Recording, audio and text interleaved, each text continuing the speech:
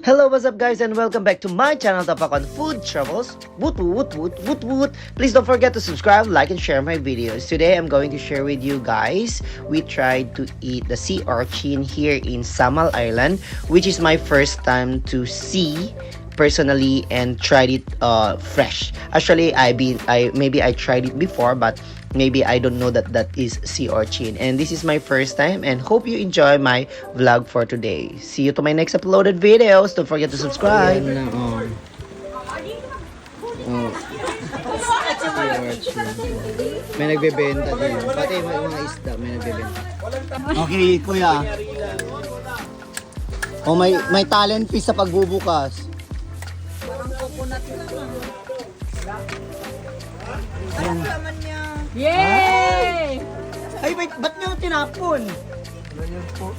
Ay, kain niya yun? Nasaan yung laman? Ayun na yun. Ayun lang yung laman? O, ganun na yung sea urchin. Okay. Hala, pasensya na, wala kang Yan ganun. o, yun, ang dami niyang parang egg. Oo. Ayun, marang mas masarap yan, mas yellow.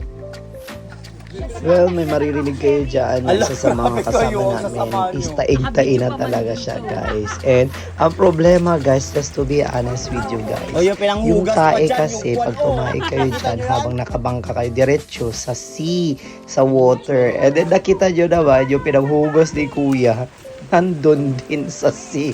Kaya, Yan. oh my God. First time ko makakain. Ganun, totoo yun. Kaya, Promise, i-vlog kapag tumae kayo diretso Don't sa forget. sea. Subscribe, guys. like, and share Just my let you know. videos. Sea urchin po yan sa lungo sa Tagalog. Oh, ayan. Sige, explain mo pa.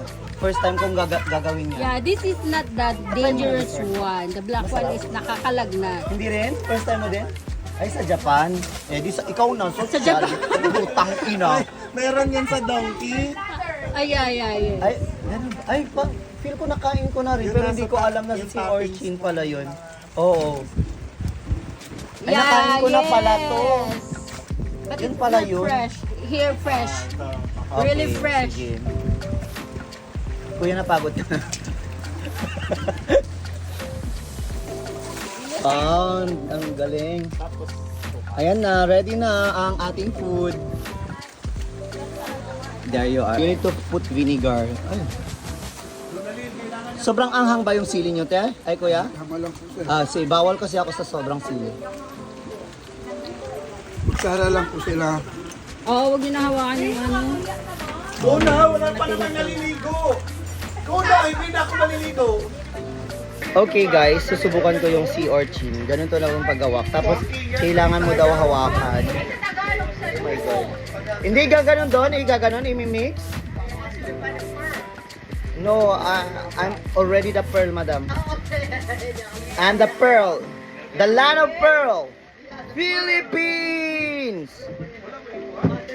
Ano na, ganito na, no? Tapos igaganon ba? Hindi kaya matutusok yung bibig ko? Sige na. Sige na. Medyo malansa siya. Para sa akin, malansa siya at saka na-overpowered sa vinegar na nilagay. Kaya para sa akin, so-so lang yung lasa.